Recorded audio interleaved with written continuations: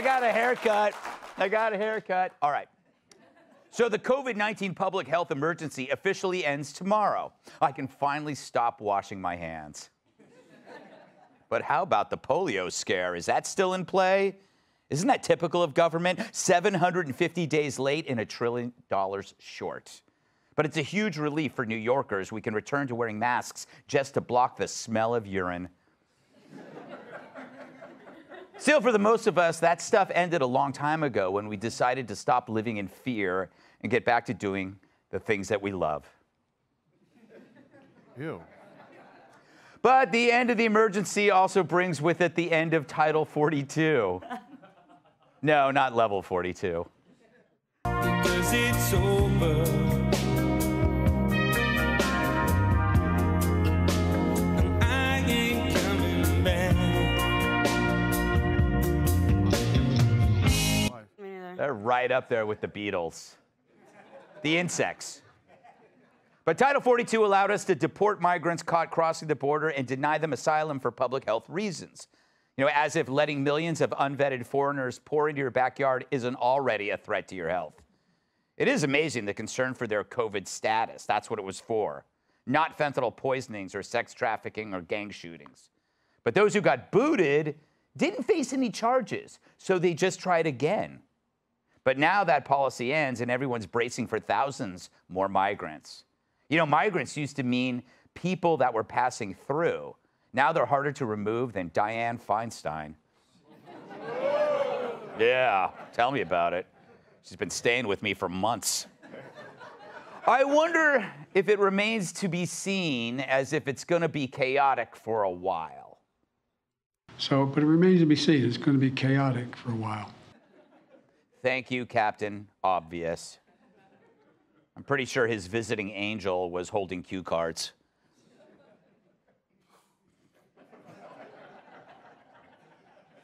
Visiting angels. I love that song. But does it matter at this point? America's expectations for Biden are lower than his testicles. So what's the administration planning to do besides letting the men use women's bathrooms? Well, Biden has finalized new plans to actually ramp up deportations and require migrants to request refugee status in another country before crossing into the U.S. And those who don't are liable to be deported and banished for 5 years. Now, doesn't that sound a bit familiar? Yeah, it's like Trump's policy, which was struck down in federal court, and it was one that Biden dragged him for at the time. The Dems called it racist, cruel, and unnecessary. Of course, now it's called their approach. Right, you jug-eared freak face? We are taking this approach within the constraints of a broken immigration system that Congress has not fixed for more than 2 decades. And without the resources we need, personnel, facilities, transportation, and others that we have requested of Congress and that we were not given. Who knew a pimple could talk? But do you know how much of a disaster it must be for the Biden administration to start using the big, bad, orange, racist man's policies? So why stop there? Why not just get cracking on building the wall then? Joe can hire the guys who built the one around his beach house and the one between Hunter and his baby mama. Because we know the border is still a disaster. Border Patrol averaged 8,700 daily migrant apprehensions over a recent 3-day period. Or as KGP would say, 0. Hundreds of thousands are camped out at the border waiting for the right moment to cross. I should have bought stock in tents instead of Alec Baldwin's next Western. Too soon? Filming it. Or not soon enough? Hell, it's going to look like the beginning of the New York City Marathon when the starter pistol is fired. Thousands and thousands of young men elbowing each other for better position. But enough about the women's race. Yeah. The Guatemalan president told a Texas congressman that 80,000 migrants from Venezuela are headed to the U.S., and the scary part is they're in a total of 11 vans. He called the White House about it, but it went straight into voicemail. Perhaps they were too busy putting classified documents in Biden's cage in case he pees.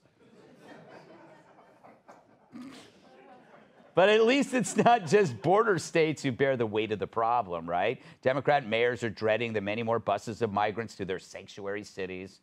For once, reality calls out their empty promises, and I love it. Apparently, Manhattan may close large sections of city streets for temporary housing. They'll be halting traffic to help human traffic. The reason? Streets provide access to water, sewer, and electricity, as well as modular prefabricated housing. Holy if only they did that for the homeless, Kilmeade wouldn't be sleeping on my couch. The CEO of a tiny home manufacturing says he may be supplying the units, 420 square feet, 2-bedroom, foldable units that can be deployed on site. In New York, that's considered a castle. Officials are also considering cruise ships. I hope Joe Mackey is the ship's comedian. They'll be fleeing back home in no time. They agree. The city also wants to bus migrants to the burbs, so now those counties are declaring a state of emergency, or even worse, a state of California. So it turns out solving America's homeless crisis by adding millions of new homeless was a bad idea. But now that the crisis impacts everyone, everyone's waking up, perhaps even very sleepy Joe. But he's got that wall around his house, so why should he care? Right, Joe? No, no, no. Don't you dare compare me to the guy who came before me. I'm my own man. I get my own ideas. But it's just they're not sending their best. They're bringing drugs. They're bringing crime. They're rapists. And some, I assume, are good people. I have a good brain. I use the best words. I like people who weren't captured. And when the hell are we going to see Obama's birth certificate? Let's welcome tonight's guest. Her initials stand for Killer Triceps. Former Deputy National Security Advisor, KT McFarland. Audiences hang on his every word, so the clubs banned rope. Comedian Joe Mackey. The last time she held a helium balloon, she landed in Memphis. Fox News contributor Cat Toon. And he hasn't needed a spotter since 2003. My massive sidekick in the NWA World Heavyweight Champion, Tyrus.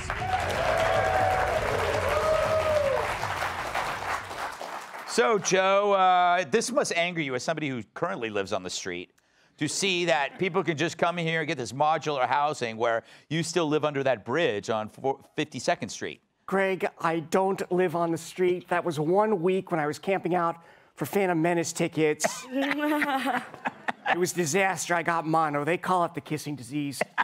Not in my case. But we're in big trouble now because the only thing that's slowing down illegal immigration is train derailments, and you can't count on that. I'll say this, if they can keep me out of a nightclub unless I bring 4 ladies, they can stop this problem. But they always want to change it by saying we have to do stuff like address the root causes, and that's code for saying a country that can't fix Baltimore has to fix Honduras. Yes.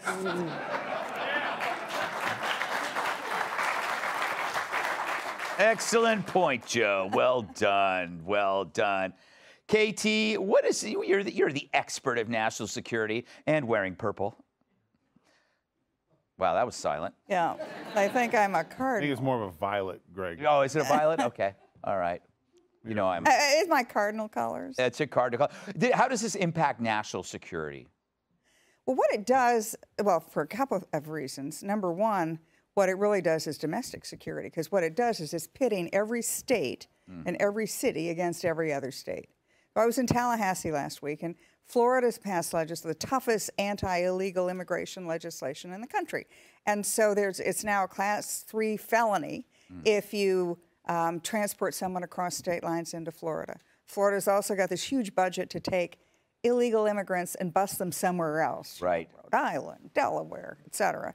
And even New York City is trying to bus them into the suburbs, and the suburbs are saying, no, we don't want them, and they're going to bus them back. So other than the bus companies making a lot of money, I think this is, no, it's really, the worst thing that could happen to America is when the states start fighting with each other, and that's what these idiots have done. The other thing is that the Biden administration, they're a great genius, right? Now, here's their solution: is that you're going to go online if you want to enter the United States. You go online, you fill out a form, and you upload a photo of yourself. Have you looked at those thousands of people lined up? Who's got a cell phone? Nobody has a cell phone. True. And even if they had a cell phone, they don't have Wi-Fi connection. That's true, or else it's wet when they cross the river. Well, that's another issue. Unless you keep it in like a little plastic bag. Some of them that's do, what I do. Yeah. When I'm. Well, I don't want to know where you're going with yours and what kind of water. Hot water you're in. They call me the swamp thing. Even when I'm on dry land. Hey, you know, Kat. Yeah. These people are now getting free tiny homes, right? So their tiny home is bigger than your apartment. Yeah. 2 bedrooms, and then they have the free food, they get the electricity, they get everything. This must drive you crazy because you work very hard and yet you have nothing to show for it. It does feel like that sometimes. But also, the traffic probably not going to be good for that either. That's true. Yeah, I'm going to be like, actually, one of these would be more convenient for me, so I would just like to move in there. Right. Because I'm never going to be able to get to and from my apartment because it's bad enough as it is. There's all the bike lanes. There's the bus lanes, but the bus has like 2 people on it. Yeah, and they get 2 lanes to themselves. Yeah, it's the whole bus. Nobody rides the bus. There's like 3 people every time you see the bus goes by. There's like 3 people sit on the bus. And then there's those outdoor dining huts that homeless people just pee in. Like nobody's eating in there. So it's like at what point, like freedom of movement is a human right. And we do not have that in New York City. But yeah. But on top of that, as we know, the violence in the subway, nobody's taking the subway anymore. Well, I haven't heard good things about it lately. No, I haven't. Come down to the subway. I'm surprised they haven't done a PSA for it yet. Like, subway, it's not that bad. Yes. Because I haven't been on it in a long time. Obviously, unfortunately, the root causes is what needs to be done here. Obviously, Title 42, it's ridiculous that it lasted this long because COVID has not been an emergency for a very, very long time. And regardless of how you feel about this, if it's a government abuse of power, you have to stand against it, or else you can never complain about other government abuses of power. But yes, I am very concerned about my commute. All right, Tyrus. It's kind of funny that Joe, once again, is plagiarizing. This time he's been plagiarizing Trump. First he'll call him racist, and then he'll rip him off. It's not plagiarizing. It's just, you know, they're just trading personalities. Like, Trump didn't commit crimes and is accused of crimes. Biden commits crimes, doesn't get accused of crimes. Trump has good ideas, and now they're Biden's good ideas, which means they're now Trump's bad ideas. Like, well, if they were good, he would have put them in when he was in. Well, he did, and then you guys ended it the first day. So now they just changed the title. It's just like when you get a new car. You know, whatever happened in that backseat before you got it is not your problem. Right.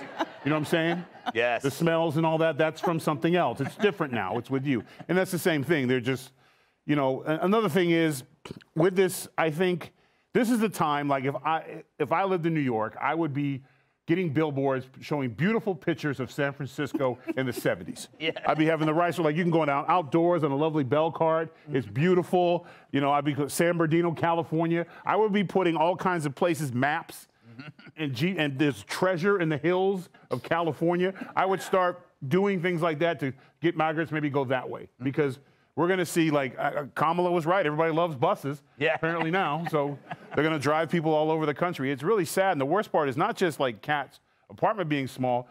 You work your butt off. You buy your first home, and you get a nice window. And then you wake up in the morning with your cup of coffee, and there's 14 new houses in your front yard. Yeah.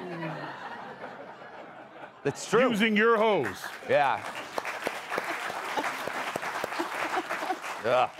It's so true. All right, we got to move on. Hey, Sean Hannity here. Hey, click here to subscribe to Fox News YouTube page and catch our hottest interviews and most compelling analysis. You will not get it anywhere else.